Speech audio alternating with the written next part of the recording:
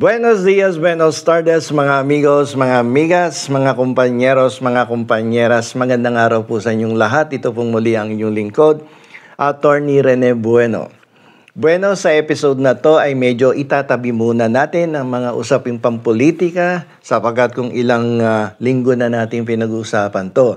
Medyo nakakaumay ng pag-usapan yung mga usapin tungkol sa jurisdiction ng impeachment court, yung petition for mandamus na isinampa ng isang abogado, yung petition for prohibition, jurisdiction of the impeachment court, yung definition ng forthwith na sa kabila ng malinaw ang paliwanag ng ating saligang batas ay medyo ginugulo ng mga ilang politiko at mukhang hindi naaalala ang kanilang pinag-aralan ng 4 na taon sa ating law school.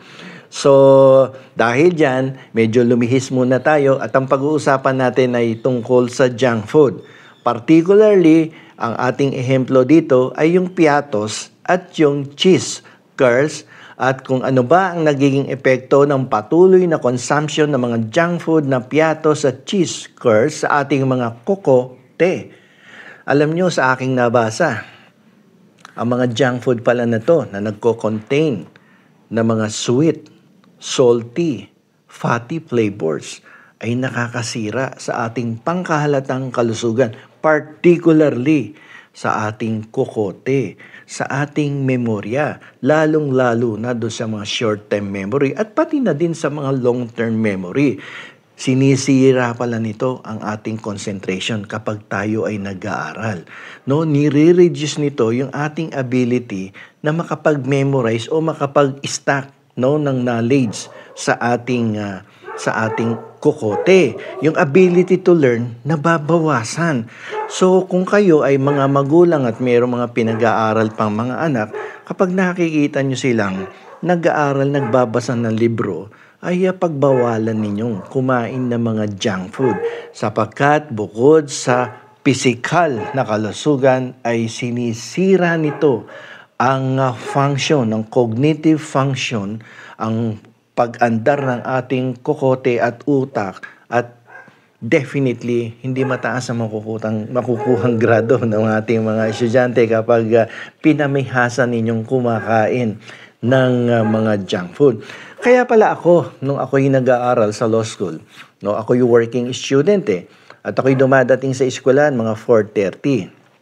Inaabutan ko ang aking mga batang kamag-aral sapagkat ako'y late na nag-aaral ng law 10 to 15 years older ako sa mga kaklase ko. At kapag ako'y dumadating na, diretso ako sa library dahil 6 o'clock ang klase namin yung first subject. Nakikita ko yung mga kaklase ko na habang nagbabasa ng law books, may katabing cheese curls o kaya piatos, mga junk food ang katabi nila at nguya ng nguya yan habang nagbabasa. Tinatanong ko yan palagi, anong oras ka nag-start magbasa? Kanina pa akong 8 or 9 o'clock dito. So lumalabas, between 8 hours to 9 hours ang kanilang pagbabasa sa loob ng library.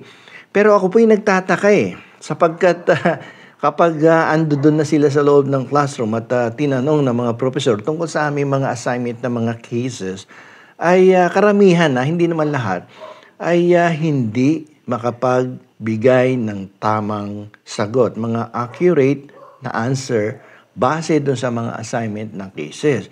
Sapagkat sinisira kasi ng mga kinain nilang junk food na piatos at cheese curls ang kanilang memorya. Hindi nila namamalayan na nawawala sila sa concentration habang nagbabasa sila kasabay ng kanilang pagnguya ng mga piatos at cheese curls. So therefore, yung kokote nila hindi nagfa-function very well. So yun po ang epekto nun. Yung cognitive function niya nawawala, yung ability to learn, yung pag-stack ng memorya na base doon sa nabasa niya, nasisira. It destroys the ability of the student to learn and to memorize and to have a long-term memory of what he or she has read in the library. So, parang ganito yan Sinabi sa'yo ng professor mo, okay, can you cite to me the provisions of the Constitution under Article 11, Section 3, Paragraph 4, What does it say about the duty and the obligation of the Senate once the impeachment complaint has already been transmitted by the House of Representatives to the Senate? So what it should do. So sasabihin mo sa ano ngayon, sa professor mo, the Senate, once it has already received the impeachment complaint transmitted by the House of Representatives, shall forthwith proceed with the impeachment trial. So pag tinanong ka ng professor mo, okay, so can you define what is forthwith? Ayun, tapos di mo na maalala. So nagkakamali-mali ka na. So, binibigyan ka na ng hint ng iyong professor. Immediately, give me the definition of forthwith. So, hindi mo pa din masabi. Sabi mo, so, patay kang bata ka, ibabaksa ka nun. Minsan, meron nga ako isang kaklase, flight stewardess, ang ganda-ganda niya. So, siyempre, ang attention ng professor, lalo na, during that time, ang professor ko sa criminal law, si Justice Herrera, katabi ko yung kaklase kong stewardess, ang bata-bata pa. So, nakita tuloy siya kagad ni Justice Herrera. Sabi sa kanya, okay, stand up. What is the case of blah, blah, blah? Sabing ganon. Ang ginawa nung kaklase kong babae, dahil galing siya sa flight, diretso sa law school. Domestic flight lang naman yung pinapasukan niya na airline company. So, tumayo siya, kaya lang, siguro hindi niya maalala yung nabasa niya o hindi siya nag-aral talaga. Ngumiti lang siya kay Justice. So sabi sa kanya ni Justice is, I do not want your sweet smile. I want your sweet answer. If you cannot give me the answer to my question, you better get out of this room. Ganun sa law school pag di ka nakakasagot. So di lalo na kapag lagi kang kumakain ng piatos at ng cheese cars at hindi mo ma-define yung forthwith immediately, ay nako, palalabasin ka ng professor, lalong-lalo na kung ang naging professor mo ay incumbent justice of the Court of Appeals o kaya judge yan. Ay naku, napaka-stricto niyan. Naku, sisigawan ka niyan, no? At hindi magagandang salita ang matatanggap mo dahil gusto nila kasi matuto ka no, hindi kasi biro ang mag-aral ng law. At kapag mga simpleng definition ay hindi mo maintindihan, ay baka mamaya ay palabasin ka niyan. Isa pa sa mga naging professor ko sa law school, si Justice and Senator, former Senator Laila de Lima. Naku, napakahigpit niyan. Terror din yan, no?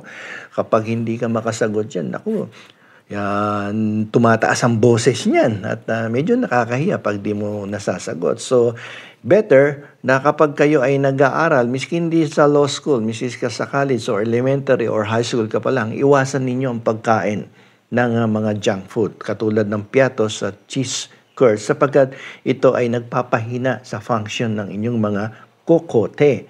So, yan ang negative impact of continuous consumption of junk food. Bukod dito, meron po tayong tinatawag na hippocampus. Ito ay isang parte ng ating utak. It's a small part of our brain, but it has a very big job.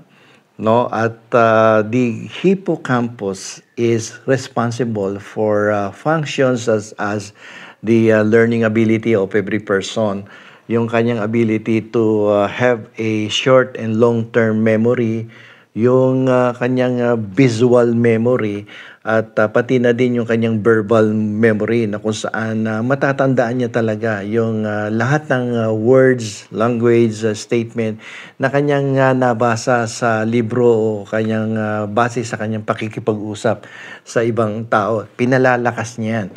So kung kayo ay may mga anak o mga kaibigan na kasalukuyan pa rin nag-aaral, ipagbawalan yung kumain ng mga junk food katulad ng piatos at cheese cars sapagkat yan ay sisirain niyan ang mga kokote ng inyong mga anak at mga kaibigan. So while paminsan-minsan siguro makakakain ka niyan, pero wag yung continuous at magiging consistent ka na sa pagkain ng junk food because very unhealthy yan Yung mga junk food na yan, particularly sa ating utak at sa ating kokote, ay sisirain talaga ng cheese curds at ng piatos. So kung gusto nyo magkaroon ng magandang pamamahala sa inyong brain, sa inyong utak, sa inyong kokote, pagbawalan silang kumain ng cheese, carbs at ng piatos. Talagang they will destroy your brains. So, ang maibibiling ko lamang ay kinakailangan na instead na kumain kayo ng mga junk food ay palitan nyo to ng mga fresh fruits and vegetables. And definitely, you will have a very sharp mind and a long-lasting memory. At ito ay makakatulong upang mapanatili ng inyong mga anak, kaibigan, kaklase sa eskwelahan ang pagiging accurate, no? At mayroong matalas na pag-iisip at mayroong malalim at mahabang memorya na kapag dating sa loob ng classroom ay talaga namang mapapabilib ka at napakahusay magsalita at magbigay ng mga eksaktong provision at definition ng forthwith. So, hanggang dito na medyo natatawa kasi ko. So, iniwasan natin yung usaping politika. Dito tayo sa fresh fruits and vegetables at pag-iwas sa mga junk food. So, sana po may natutunan kayo dito sa aking episode ngayon na iwasan ninyo ang pagkain ng mga junk food, mga piatos at cheese curds na inyong kokote ay magkaroon ng magandang takbo at ang inyong utak ay maging mapanatili ninyong sharp. At katulad siguro ni President Juan Ponce Enrile. Kaya napaka-sharp niyan eh. Palaging gulay at fresh mga fish ang kinakain niya. Fresh fruits and vegetable at mga isda lamang ang kinakain daw niyan. At tapos may konting exercise, mga pa-reflex ng kanyang talampakan. So napaka-sharp ng tao na yan. So yung bibiruin nyo, 101 years old. So hanggang dito na lamang ang ating usapan tungkol sa piatos at cheese curds.